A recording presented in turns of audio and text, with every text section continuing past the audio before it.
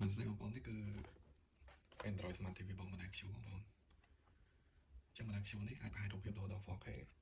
ហើយមាន CPU 4 core ហើយនឹងកម្រិតរូបភាពដល់ higher frequency ហើយបណ្ដាហ្នឹងមាន delay បញ្ជាដោយសំឡេងមួយនេះគឺ delay បញ្ជាដោយសំឡេងមានខ្សែ HDMI សម្រាប់ដោតចេញពីដុំទៅកាន់ទូទាស់ adapter ដោតភ្លើងហើយនឹង Android Smart TV របស់ Monac Q នឹងមកក្រោយចឹងនេះខ្ញុំបានច្បាស់ឲ្យបងប្អូនមើលចឹងនៅក្នុងហ្នឹងគឺខ្ញុំបាន free របស់ទូទាស់ហើយនឹង YouTube នេះគឺខ្ញុំបើកសិតឲ្យមើលចឹងនៅក្នុង app របស់ទូទាស់នេះគឺជាមកកញ្ចប់ទាំងខ្ញុំ free ឲ្យមកសម្រាប់របស់ហ្នឹងគឺយើងមើលបានហើយយើងមើលដោយចាំមើលមកចោលតើខ្មែរគឺតែធ្វើសង្គ្រាមសម្រាប់ហ្នឹងគឺយើងចាញ់មកមិនមែនធ្វើសង្គ្រាមបងចាំដល់បងចាំទៅក្រោមគឺដល់លឿនមែនទេមួយទៀតសម្រាប់មក YouTube យើងអាចបញ្ជាជាសំឡេងបានដល់ពេលយើងកំងមកចម្រៀងមួយគឺយើងប្រើ tele បញ្ជាដោយសំឡេង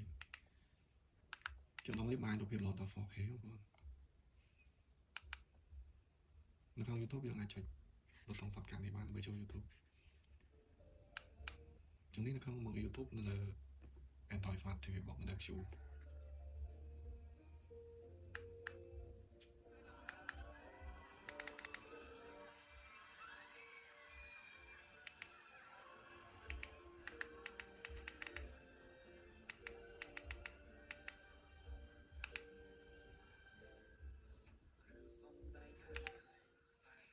នេះគឺរូបភាពកម្រិត 4K 2K បងប្អូនគឺ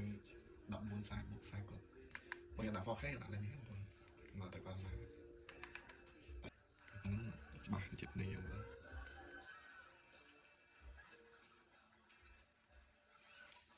ជាក្នុង YouTube ហ្នឹងគឺយើងអាចបញ្ជាយើងលេងបានដល់ពេលយើងចង់ស្វែងរកវីដេអូជើងមួយចឹងនេះខ្ញុំឧទាហរណ៍បងប្អូនមើលខ្ញុំចុច OK មួយលើប៊ូតុងនេះបងប្អូន button C សមុទ្រចឹងសម្រាប់ការបញ្ជាគឺយើងហៅចេញចឹងនេះខ្ញុំនឹងសាករបស់បងប្អូនមើលដល់ពេលខ្ញុំចុចហៅបាត់ចម្រៀងមួយចឹងខ្ញុំហៅមួយដល់ពេលខ្ញុំហៅគឺខ្ញុំចុចលើប៊ូតុង OK នេះហើយបានខ្ញុំចុចលើប៊ូតុង record សំឡេងទៅពេលយើងនិយាយហើយយើងលេងចេញវិញប្រៀបសុវត្ថិសេរីចាស់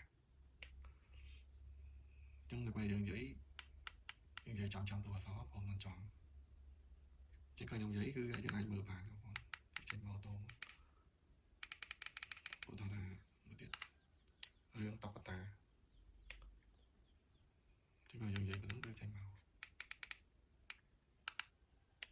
រឿងខ្មោចបងប្អូនចឹងនេះស្រួលបានតែសម្រាប់ពេលនេះខ្ញុំបាច់ចាំហត់វាយ keyboard អីទេចឹងនេះគឺសម្រាប់ model Q1